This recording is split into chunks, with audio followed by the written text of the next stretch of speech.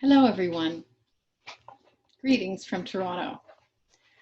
I want to begin by saying a big thank you to Paul Patton and to Young Lee and to all the people at the Wuhan School of Philosophy for inviting me to join the exciting program in the summer school this season. Of course, it's a great disappointment to me and to, I imagine, all of us that we can't meet in person because of this pandemic.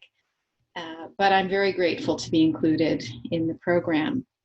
I also really want to thank Paul for the opportunity to share work that is very much in its early stages, to try out these ideas on you. I really look forward to your questions and comments and critical feedback. I'm sure I will benefit greatly from it. Let me now just see if I can share my slides. I have some very simple PowerPoint slides that will hopefully just help you move along with me through this thought experiment. This project, Democracy After Sovereignty, Rethinking Constituent Power, takes me back to themes in my earlier work to democratic theory and doesn't explicitly engage the themes of recent collaborative work I've been doing on comparative political theory, which I understand is also a strong theme in this year's summer school. Now, there is a connection between this work that I'm doing, that I'll be speaking about today, which is part of a larger book project, and the work in comparative political theory. And I will send along a cluster of related papers, but they leave these connections implicit. So if you're interested, I'd be very happy to say something about what I think are the connections in the discussion following the lecture. Now, in this lecture, I wish to explore a rather large question. What is democratic collective agency? And is it possible beyond the boundaries of territorial states? Consider, to make things more concrete, the remarkable eruption and global diffusion of the protests in response to the murder of George Floyd by Minneapolis police on May 25th, less than 2 months ago.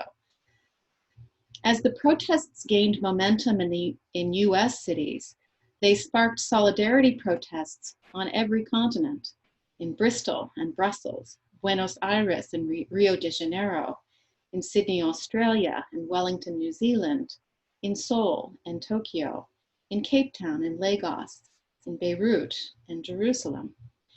The protests continue. Today, they've sprung up in over 4,000 cities around the world and in every state in the United States, where they have made the movement for Black lives the largest social movement in the history of the country. In many of these places, protesters drew the link between George Floyd's death and racialized policing in their own communities, as well as to larger patterns of systemic racism. In these short weeks, the protests have already brought major changes in public space, in civil society, and in formal public institutions. The symbolic order of the public square is transformed. The crowd in Bristol topples the statue of Edward Colston, the British slave trader, and dumps it into the River Avon. Jen Reed, one of the protesters, stands on the empty plinth and raises her fist. A few weeks later, an artist installs a statue of her in that posture on that same column, where it stands briefly before it's removed by the city council. One by one, hundreds of statues of Confederate generals, of Cecil Rhodes, of Christopher Columbus, of King Leopold of Belgium, of Teddy Roosevelt, are boisterously toppled by protesters or quietly slated for removal by public authorities. NASCAR bans the Confederate flag. Huge street murals proclaiming Black Lives Matter in letters large enough to be legible from satellites are painted on public streets. But laws are changing too. Dozens of cities and states in the US and elsewhere have defunded or reformed or even dismantled their police departments. The state legislature of Mississippi passed legislation to remove the Confederate flag as an element of the design of its state flag. The city of Asheville, North Carolina, issued a public apology for the city's role in the history of slavery and passed historic legislation for reparations, one of the first jurisdictions in the U.S. to take this step. So I might restate the purpose of this lecture as an effort to find a theoretical language that enables us to understand this moment of protest and transformation as an instance of democratic collective agency across borders. This is a challenging goal insofar as the most theoretically well-developed accounts we have locate democratic agency within the boundaries of territorial states and through the institutionalized empowerments that enable and channel citizen participation. But it matters because, notwithstanding the recent resurgence of nationalism and the associated idea of democratic agency as popular sovereignty, it seems vanishingly unlikely that the structures of material interdependence and mutual effectiveness produced by the last 40 years of economic globalization are going to disappear, and neither will the cross-border collective action problems to which they've given rise: global pandemics, global financial crises, and perhaps above all, climate change. Now, maybe these problems could be solved by a global hegemon acting alone, or by a coalition of powerful states. But what would it mean to solve them democratically in the world as it is, divided into states with separate citizenries who have no legitimate authority over one another? So these are the broad questions I want to explore, and here's a rough outline of the lecture. And I'm going to begin by going over a definition of democracy and delve a little bit into the infamous boundary problem in democratic theory, which I believe is salient to the questions I'm asking about the possibility of democracy across borders. So we need to think more about the relationship between democracy and borders. Then I'm going to turn to, very briefly, to a discussion of popular sovereignty as a sort of gold standard for thinking about a robust version of democratic collective agency, but then argue that we can't detach that conception of democratic agency from the boundaries of territorial states. So we need to look elsewhere for a conception of democratic agency that could make sense of democratic action across borders. So I turn then to the concept of constituent power as a potential resource for thinking about democratic agency across borders. I'll go through the classic statement of the concept by Emmanuel Sieyès, and then briefly turn to the interpretation of Sieyès and of the concept of constituent power offered very influentially and somewhat infamously by the Weimar legal theorist Carl Schmitt. Then I'll use the investigation of Schmitt to return to a rereading of Sieyès' account of constituent power, which I think then reveals some features of it that then can prove useful for thinking about democratic agency across borders. And then in conclusion, I'll talk a little bit about the implications of this for future work and what we might distill. Okay, so what is democracy? What I mean by democracy begins, like many definitions of this essentially contested concept, from its two Greek roots, demos, and the people, and kratos, power. I find Josiah Ober's genealogy of these terms in ancient Athenian democracy especially helpful, as he shows that the usage of the term demos is closely associated with terms expressing the principle of equality between citizens. Isegoria, isonomia, isokratia. So this suggests that when we're thinking about democracy, we need to read the equality of citizens into the concept. The term kratos came to take on the meaning of a particular type of power, the power to make binding rules. Taking these things together, then, we can begin with a simple definition of democracy as the people exercising power together as equals, and more specifically, the people acting together as equals to generate binding collective decisions. Now, this focus on the capacity to generate binding decisions is not read into all accounts of democracy. So my definition is narrower than some. The intuition that governs this choice is one that's been nicely articulated by Jane Mansbridge, that the normative purpose of political orders is ultimately to solve collective action problems, problems whose solution is necessary for the well-being of those affected by them. The solution of these problems sometimes requires a coercive enforcement of collective decisions, and democracy is a way that humans have devised to render that coercion more legitimate. Two things, then, are necessary for democracy. There must be a demos, and there must be some practices by which the members of the demos can act together as equals to generate binding decisions to solve the problems they collectively face. What, then, makes a demos? This is a vexed problem in democratic theory, one I will briefly rehearse because it turns out to be salient for the conception of democratic agency I'm trying to develop here. Briefly stated, the problem is this. In order for the demos to generate binding decisions, it needs to be bounded. That is, there needs to be some demarcation of who the people are so that it's clear who's included in the making of decisions and who is bound by them. Yet, unless one wants to argue, as some have, that there should be a global demos that includes all human inhabitants of the planet, it seems that there is no plausible principle whereby the boundaries of the demos can be determined democratically.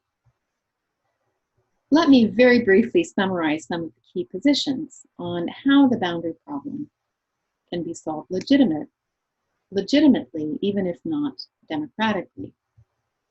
I'll sketch these rather loosely. There's an immense literature on this subject, and I'm not going to try to do a literature review. The first is what we might call the affinity-based solution, which holds that the boundaries of the demos are appropriately structured around the affinities that people have for one another as members of a human community. The classic example, of course, is that of the nation, understood as a pre-political entity based usually on a common language, history, and culture. It's pre-political in the sense that there was no intentional human agency involved in constituting the multitude of individual members as a political unity. History has done that work for them. But political authority can be legitimate only when it's exercised by or on behalf of this pre-political collective entity, which stands as a substantive principle by which to justify one set of boundaries rather than another. These are the boundaries of common identity and the boundaries of political authority, the institutional boundaries that enable binding collective decisions, ought, other things being equal, to map onto them. On this view, the boundaries of the demos are ontologically and normatively prior to the institutional boundaries of binding collective decision-making capacity. The second solution, which is also quite common, we might call the derivative model. Here, too, the boundaries of the demos arise for historically contingent reasons, but the priority relationship between the boundaries of the demos and the boundaries of political authority is reversed. There is no unitary human community antecedent to the establishment of political authority, which often begins as sheer domination or conquest. We can trace many variants of this view back to Hobbes and his account of the state as human artifice. The boundaries of the demos are an artifact of whatever contingent processes initially established the boundaries of political authority, and thus are not pre-political. A sense of common membership might gradually emerge over a long stretch of time from the experience of being governed by common institutions, but the initial boundaries are normatively arbitrary. We find a view of this sort, for example, in Habermas's account of constitutional patriotism.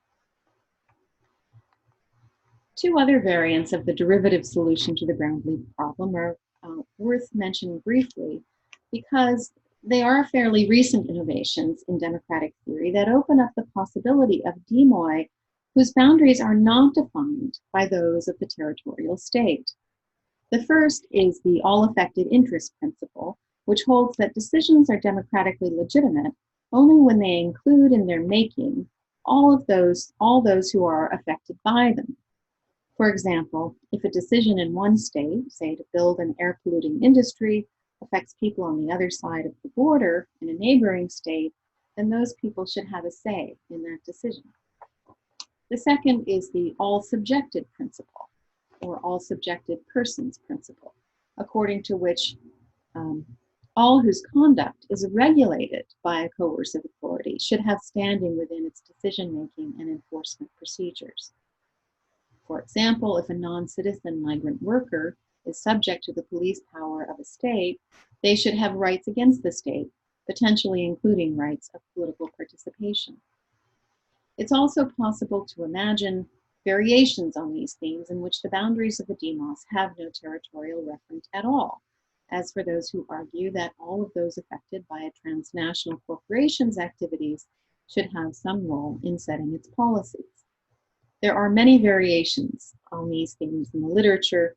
The point I wish to make is that both the all-affected interest principle and the all-subjected persons principle treat the boundaries of the demos as derivative from already constituted structures of decision-making. Those who are normatively entitled to membership in the demos don't exercise any agency in defining its boundaries. So in all of the variants of the derivative account, the boundaries of collective decision-making capacity are ontologically or temporally, but not normatively prior to the boundaries of the demos.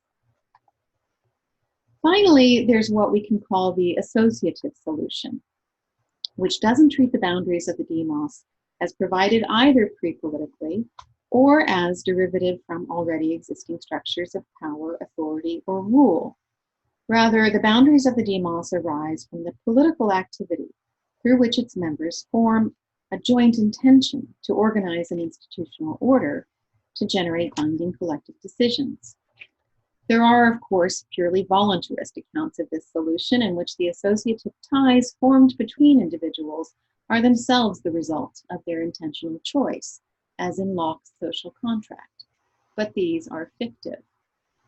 There are other accounts, sometimes denoted as proximity models, which posit that although the causes that bring people into close contact with one another may not be a product of their intentional choice, they may form a joint intention to live under a common political authority nonetheless, to establish, as Kant put it, a rightful condition between themselves to regulate their ongoing interaction with each other.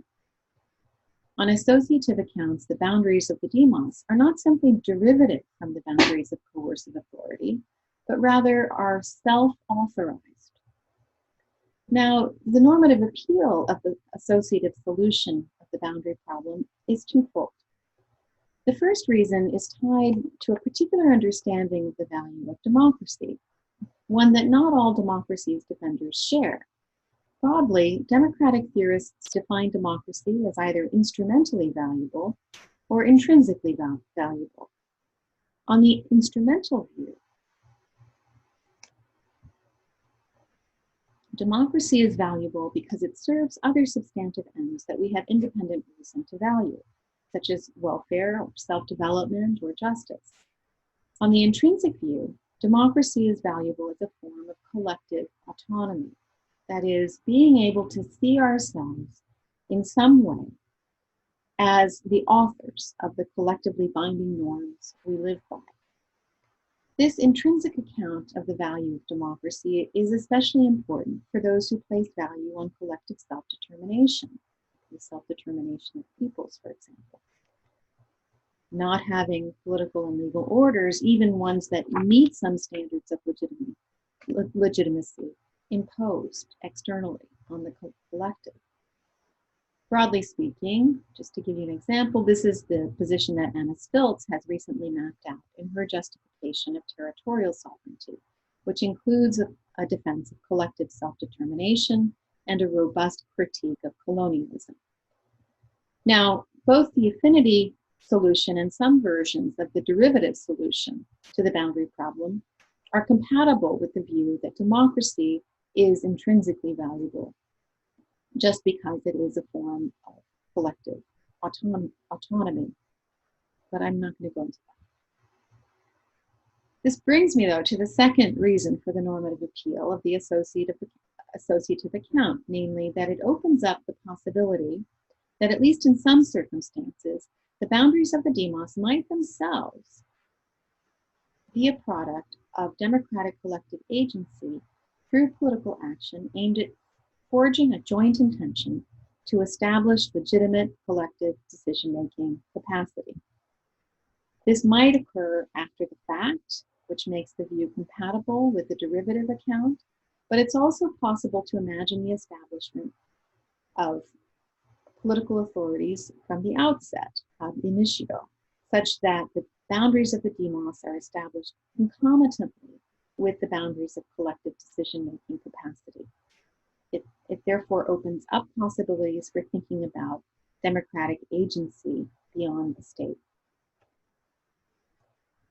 In fact, some theorists, and here I'm thinking especially of Christian List and Matthias Koenig Archibugi, who wrote a piece titled, "Can There Be a Global Demos?" where they offered a version of what I'm calling the associative account and delineating the theoretical possibility that there could be a global demos, postulating that if a group has sufficient internal cohesion, that is, broad agreement in its aims and commitments that enable it to formulate joint intentions, and if it has external coherence, that is, it's possible for others to ascribe determinate preferences to the group about the content of collectively binding decisions, then the group may be capable of exercising collective agency. If it does so in a democratic manner, that is, its decisions are made in a way that treats all its members as equal, they argue, and if it can somehow be supplemented with state or state-like structure that enables it to make binding collective decisions, then it can function as a democratic agent. In theory, at least, it's possible that there could be a global demos, even though, for the time being, the conditions of internal cohesion and external coherence aren't realizable on the global scale. As we'll see, the conception of democratic agency beyond the state that I'm working toward is somewhat different from this model. So here we have three accounts of how the boundaries of the demos can come into being, and we seem to face a choice.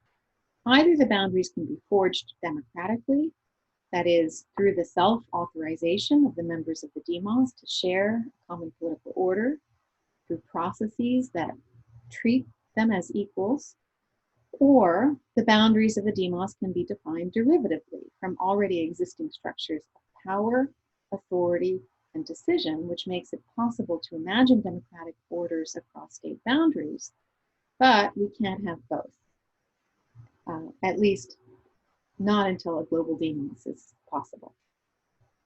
Why not? Because, as all of these models of the boundaries of the demos assume, the boundaries of the demos must be congruent with the boundaries of kratos, of binding collective decision-making capacity, in order for the demos to exercise kratos in the strong sense. Again, this is a supposition in democratic theory that I'm going to want to unsettle. I think I'm going to pause here because I'm concerned that the size of this video file is going to overwhelm my computer. So I'm going to pause here and begin the next section on a new video.